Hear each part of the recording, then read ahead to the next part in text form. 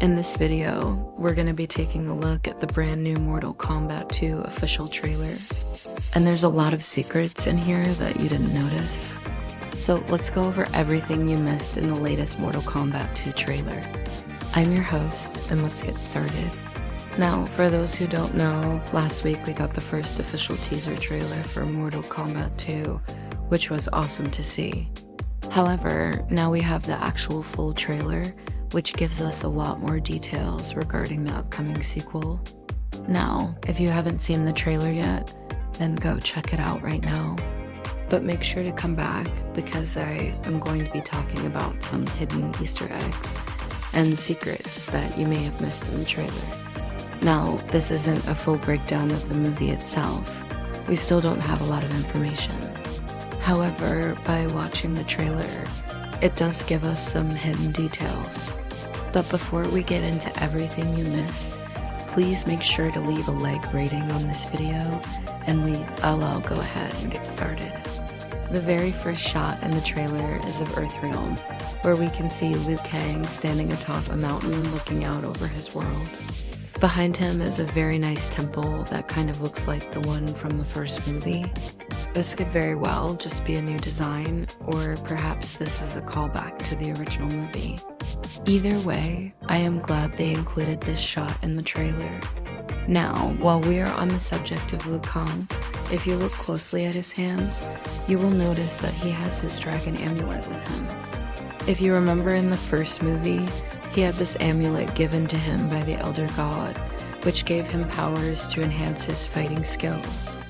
We also see this in the beginning of the first movie when he was trying to defend himself against the invaders of Outworld.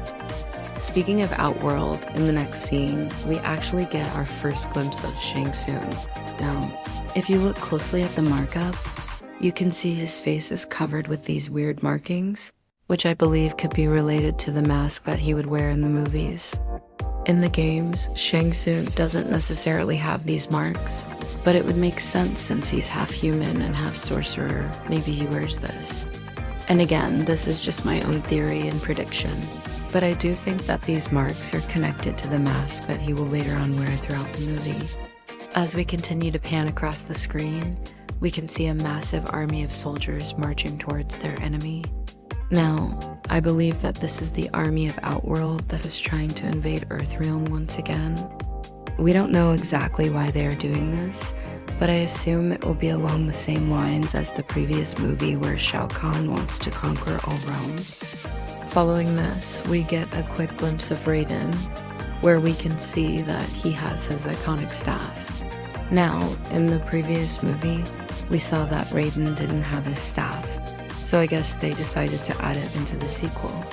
But what's interesting about this is that in the comics, the staff was actually passed down to Fujin, meaning this could be a hint that Fujin will actually appear in the second movie. It would make sense, Sei's an elder god and very powerful. Following this, we have a quick shot of Scorpion, Sub-Zero, and Kano walking through the desert. The reason why this is interesting is because it tells me that this movie will take place solely on Earth, but there will be scenes set in other locations as well, such as the desert where the wasteland is located. This would explain why Kano is here, as he is from the wasteland, and I assume that this is how he will be introduced in the sequel. We also have a quick glimpse of a female character, which many believe to be Princess Kitana, daughter of Shao Kahn. However, I'm not too sure because she doesn't really look like her. Either way, we do get a glimpse of someone else in the background, which could very well be Melina. So I do hope this is the case because I would love to see these two characters in the sequel. One of the most epic shots in the trailer is the reveal of the massive fortress of Outworld, showing that the army has arrived at their destination. This is a great shot, especially because it shows just how much power Shao Kahn truly has. But speaking of Shao Kahn, we get our first real glimpse of him in the trailer, where we can see him walking into his throne room. One thing I've noticed with the costume design is that they look much more detailed. I believe this is due to them having a bigger budget for this sequel. I'm really liking the detail and just how massive he looks. It's definitely a great improvement from the last movie. The next scene is one of the most important scenes in the entire trailer, as it reveals the main villain of the film, which is going to be Shinnok. If you look closely, you can see that he has his iconic crown and his staff as well. I honestly couldn't believe it when I saw this, but it's true. Shinnok is the main villain of Mortal Kombat 2. I believe his inclusion will be a great addition because he is a very powerful being. Now, if you look closely at the markup, you can see that he has his arm around a female. Now, many people are assuming that this is his consort, but I personally don't believe it's her. I think it's actually Death Talker. If you remember in the first movie, he did have a consort, but she did not appear in the movie.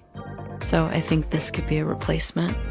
Plus, it would make sense since Death Talker did serve under Shinnok, and he was one of the generals of his forces. Now, when we cut back to the trailer, we can see that Shinnok is talking to the group, and this is likely the moment where he offers them the chance to join him in conquering all realms. Now, if you look closely behind him, you can see that there are multiple portals. These portals lead to different realms, and it looks like Shintek plans to attack them all at once. Speaking of different realms, we get a quick glimpse of Hell where we can see the Lord of the Underworld himself, Blaze. Now, in the previous movie, he didn't really have any dialogue, so I'm hoping that changes in the sequel. I do believe that we will see him fight and possibly team up with the heroes of Earth to defeat the villains. Now, following this, we get another shot of Scorpion and Sub-Zero together, where they are inside of a snowy environment. Many people believe that this could be the area where the Lin Kuei clan resides. I do agree that it makes sense, but I'm not entirely sure because I thought they were supposed to be hiding this location from everyone else. The next scene is one of my favorites in the trailer as we finally get to see the fight between Scorpion and Sub-Zero. They're both fighting over a massive ice lake, and it looks like they're evenly matched. Now, I'm excited to see this fight in the sequel. However, I do believe that they will end up teaming up later on. And speaking of Scorpion, we have a quick glimpse of his Hellfire, which shows that he still has his spear. So it looks like he was able to recover it after the events of the first movie. Moving on, we get a quick glimpse of Johnny Cage and Sonya Blade, where they seem to be interrogating someone. I'm not too sure who they are interrogating, but I assume it's someone who has some valuable information. We also get a quick shot of Jax, where we can see that he has his iconic metal arms. In the first movie, he lost his arms, but luckily they were able to replace them with metal ones. And lastly, we get a glimpse of Kitana where she is shown deflecting some sort of projectile attack. Now, personally, I still don't think that this is Kitana, but I could be wrong. Again, I just don't see the resemblance. Maybe it's a new character. Overall, I am excited for Mortal Kombat 2. I think they are setting up a great story, and I can't wait to see it play out on the big screen. Now, what are your thoughts on the new trailer? Let me know in the comments below. But that's about it for this video, so thank you all for watching. I've been your host, and get ready for the next video.